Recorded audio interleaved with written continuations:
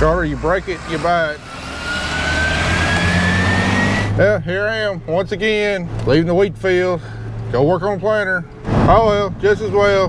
The younger generation needs training on the harvest equipment. This is a good chance for it.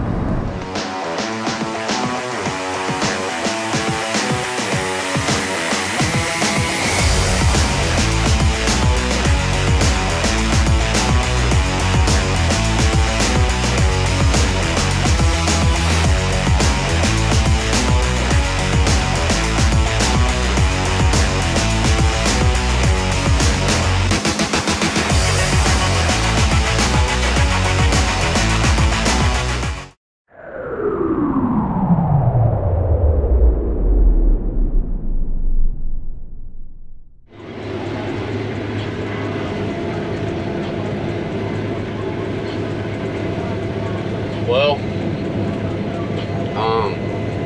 that's what we doing today. He done put me on the combine, and he done made the mistake and put me on the combine. But we get more done than he would, so put that side down more. It's hard to film with one hand and draw. That's what I'm doing. And he's in the grain cart, and I'm on the combine. Dad and Kelly are working on the planter, and here I am under the combine.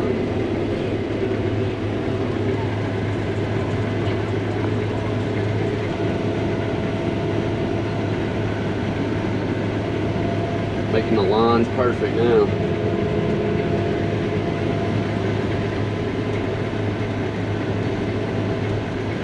All right, got her going back again. I don't see any smoke in the distance. That's always a good sign. Oh wow, Carter gotten a lot done. He gotten half this field done. He must be booking it. It looks like he's doing a good job. He's cutting the wheat high enough, but not leaving any wheat there on this rolling farm. It's kind of difficult. Especially that wide head. He's doing a dang good job though.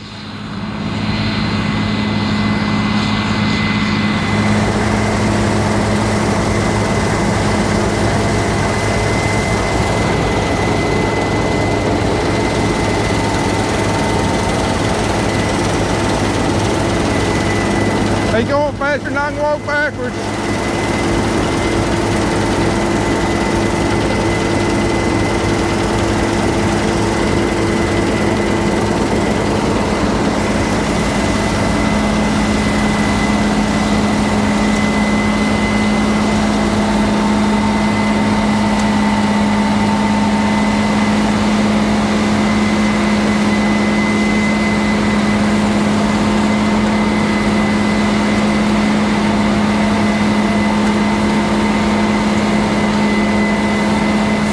He's doing such a good job, might as well just let him finish this field while I eat a bite of lunch. Be that many more acres we get done today. That's Carter's second turn on the combine. I imagine next time Kelly breaks down, maybe today, be Andy's turn to get back on there. You know, it's sure painful for me to get off the harvest equipment, because it's one thing I love to do every year, but at some point in time, I'm gonna probably want to transition in just more of an overseer, managerial type role. Let the others start handling more of the field work and everything. You know, especially if you know, Carter, whenever he gets out of school, decides to come back home and farm, which I don't know if he is or not. Well, you know, even if he doesn't, you know, I sure am enjoying the chance to working with him while he's still in high school, whatever. So, but anyway, you know, that's kind of what my dad did during harvest. You know, he, you know, oversaw everything, you know, did whatever kind of go for work, problem solving, repair work, just keep things kind of running a lot more smoothly. And with me and the combine, we started having things go wrong with multiple pieces of equipment. You know, it kind of stretches me pretty thin, and we're not near as efficient. So, tell you what, it's going to be hard for me to get off combine and cotton picker, but at some point in the future, you know, it's probably going to have to happen. you know, and give a younger generation a chance, somebody else a chance. I don't know. But not gonna happen this year, even though they are getting their chances.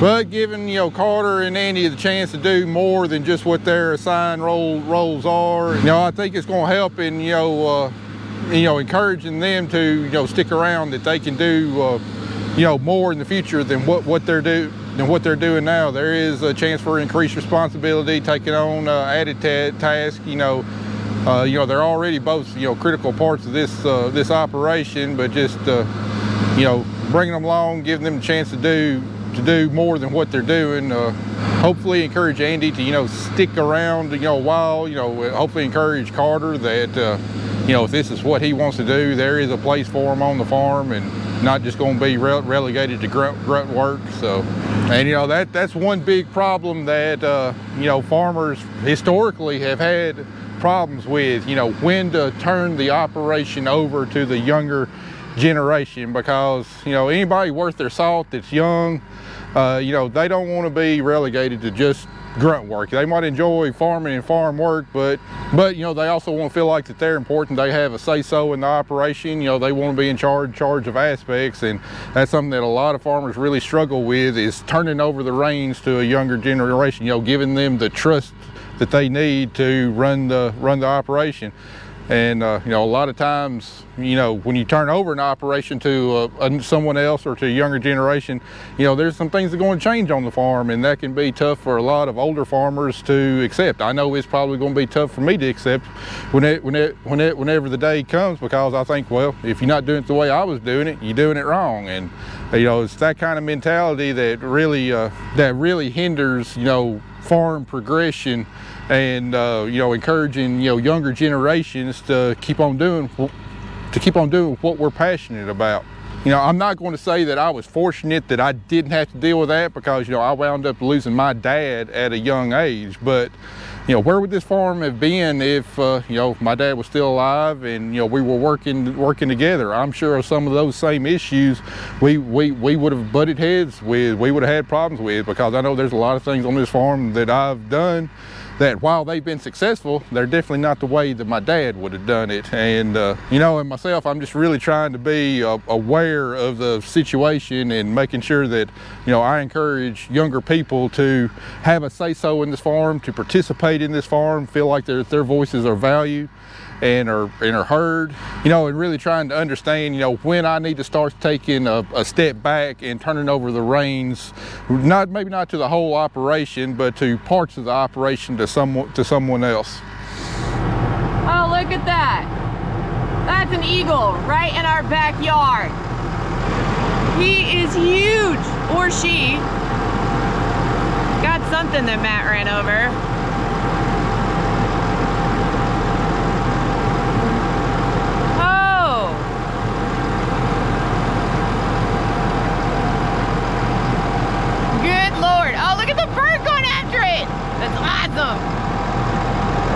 All right, you can tell we're back at the shop. The grain buggy's coming to the shop, and Andy's here with me too. Got the whole crew. That can't be good. Stop.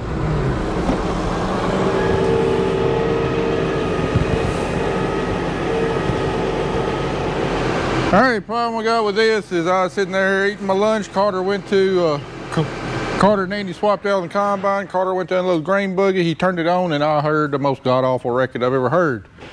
Come to figure out, we got a problem right here where these augers join. So this dog right here that engages on the tabs of the auger, rounded off. It is wore out, and it just started slipping all of a sudden. No, there's not any close by. I can have one overnighted, but that'll put us that will put us the rest of the day out, and we can't have that. So we're about to take this thing off, try and weld it back up, grind it back down, shape it up, give it a nice square edge to where I don't know how long it'll last, but surely it'll last us the rest of the day. And then do the same thing up here on this auger. In order to fix this, the whole auger had to be replaced, and that's definitely not going to be an option I want to do. So we'll try and fix it up where it's been beating and banging. All right, I got one side built up here and ground down and squared off. So now do the other side. And Carter wants to try his hand, so no better learning than experience. So give it a try, Carter. Start out right here and make a pass here, then make another one beside it all the way down, and then we'll chip it. And then the second pass will go about 2/3 of the way down, and then the third pass will go just about 1/4 of the way down, trying to build that end up. Can I put my hand on it? Yeah. Carter's first try at stick welding. You can't touch it, Carter. You kind of got to drag it or tap it till you get the arc completed. All right. Yeah, I see what you're saying.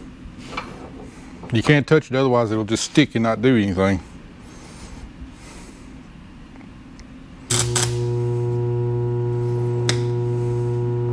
Take it off. Wiggle it. Jeez. So you just kind of like hover it. No, you kind of drag it. You're getting it too close, Carter. You got to keep it like 1/8 of an inch above the metal. There you go. All right, ho. How quick does it go? It goes pretty quick. Did you hear the sound change? Yeah. That's because your stick was getting farther away and your arc was getting longer. You got to continuously move your stick in to keep it closer. That went quick. Yeah, I mean, it's not bad.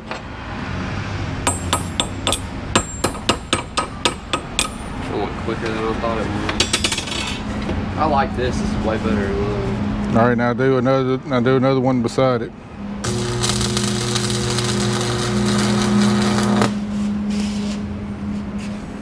Good job for your first time arc welding. Not bad at all. It ain't hard. All right, we got the auger end welded up. Nice and square there, pretty close to original. And put this dog up in here. Nice square edges to engage on and drive the auger now. So put this end back on that auger. We'll be ready to go back cutting wheat. All right, you think you can unload this batch without tearing the grain buggy up? All right, we'll carry it out to the field, but don't start unloading until I get out there so I can watch it. All right, let's see if it works. Keep our fingers crossed. Oh yeah, she's turning and no knocking coming from the auger.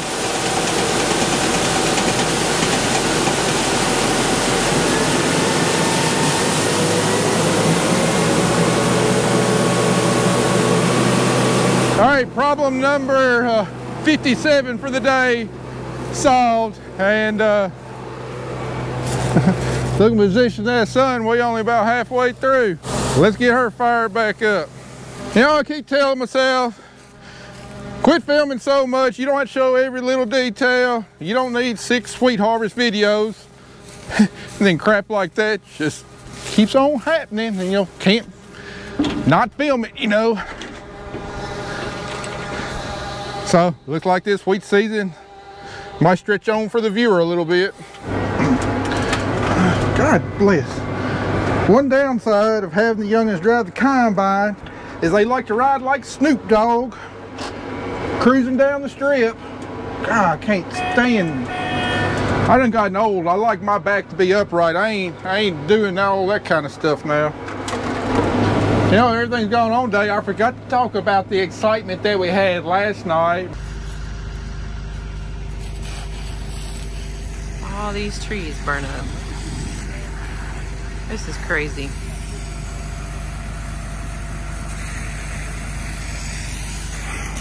They're trying to get them out. Let's see over there. Look at this.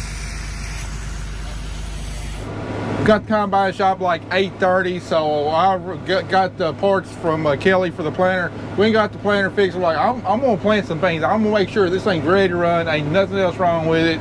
Started planting beans. I want to get about 30 acres done. At least get a start on getting some seed in the ground. About 10:30, I get a call from the Gadsden Fire Department. Hey, don't you work that farm over on Gunflap Road?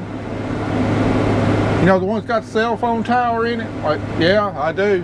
Well, someone called in a report that field's on fire. The fire's right up under the power lines. And I'm thinking about the power lines that run across the field to the cell phone tower. There's a fire under, you know, had all that grass on there, the pasture grass that we burnt down, and it's dead. I'm thinking, oh my gosh, that whole field's going to go up in flames. And you know, they were calling, wanting permission to go onto the field and take care of it. I'm like, yeah, by all means, go take care of it. So anyway, I was off in the back 40. I couldn't get over there soon, so I called Kelly, had her go over there, and her GoPro was dead. She did get one clip with her phone, but where I piled the brush by the entrance, right on the edge, happened to be under the power lines going by down the road. And what the fire department told her was, looks like somebody started that fire out on the road. Whether it was intentional or an accident with a cigarette butt, I don't know, but you know, it started in that pile of cedar trees and stuff. As wet as it's been, I don't see how a cigarette butt could start the fire, but I mean, anything's possible when it comes to fire. But thank God somebody called it in, and a huge thanks to the Gadsden Volunteer Fire Department, and any other fire department showed up. I think Bell's might have shown up too, but a huge thanks to you guys going out there late at night, getting that fire put out before it got out in the field. Because if it got out in the field with that grass, you know, I'd had 30 acres of 2-month-old soybeans that would have literally gone up in smoke and would have been ruined. Yeah, I really hope that it was just a stray accident, that it wasn't something, you know, somebody started intentionally. I hope somebody wouldn't be that stupid and that mean-spirited to do something like that. But there ain't never any shortage for excitement out here on Griggs Farms. Well, even with our couple little problems today on the grain buggy and like 1 or 2 small things on the planter, this is my 6th load today, 5th load, something. And for all the people wanting to know like what our moisture is and everything, it's dry. You can tell it is fairly dusty. I've got my fan going on it right now, blowing back that away, so it'll, I mean, it's just going. Well, finish this load out right quick.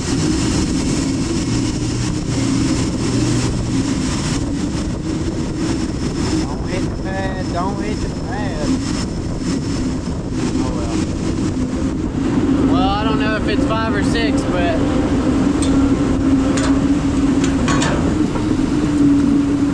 I don't know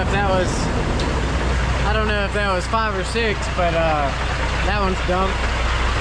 And ready to go grab some more. If y'all remember back from the last couple of years, you know, I talked about, you know, yields were been a little bit disappointing, and I kind of attributed to nitrogen management and to do a little research this year on this farm, you know, other than, you know, applying 1.5 tons of chicken litter like we always do.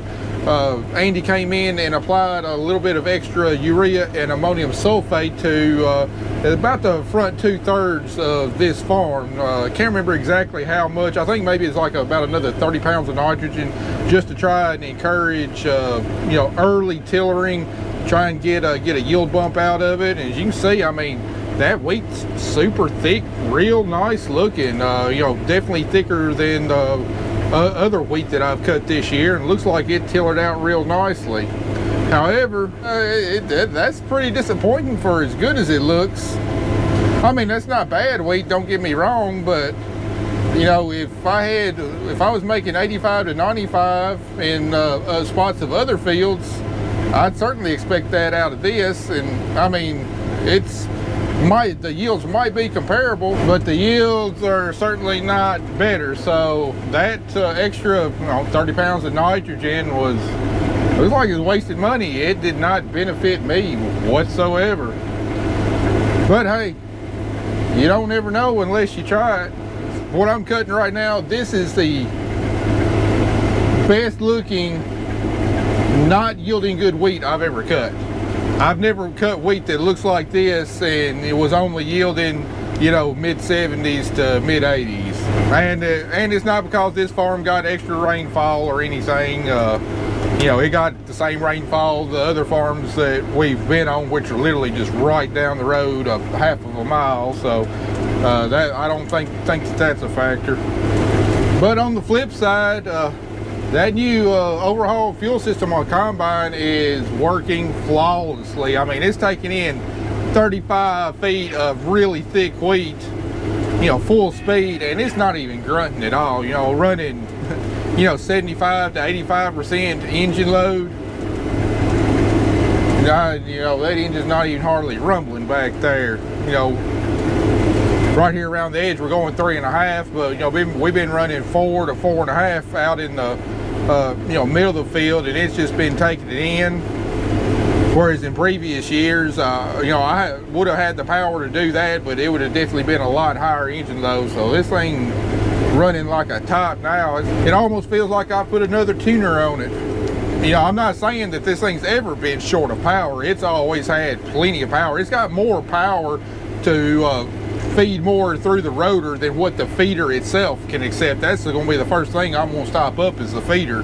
So this thing's got more horsepower than what it does feeding capacity. Well, I couldn't get my camera going fast enough, but I just seen Kelly going down the road. I better kick this thing into high gear. She's catching up to me.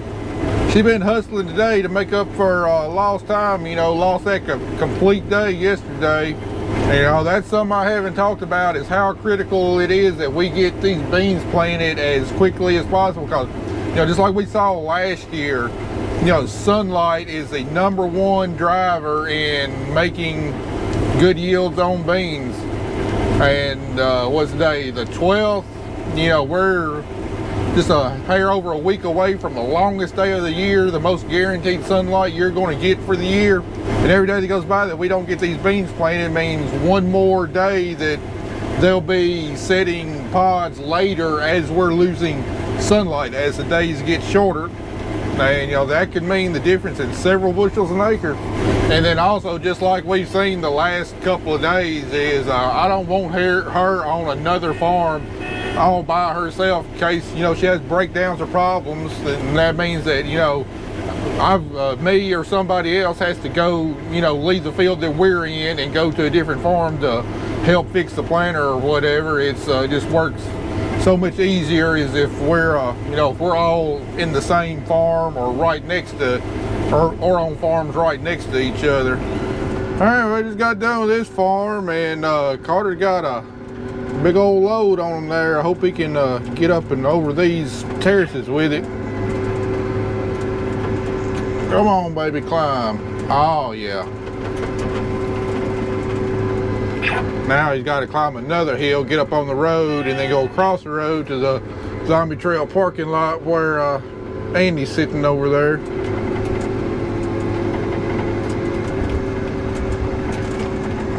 Ah, good, he made it. Looked like he left a little rubber there on the road, but he got her up and over. Well, it looks like Kelly's making quick work of this field. She's already half done with this front field on this farm. She's probably gonna be right on my heels whenever we quit for the evening.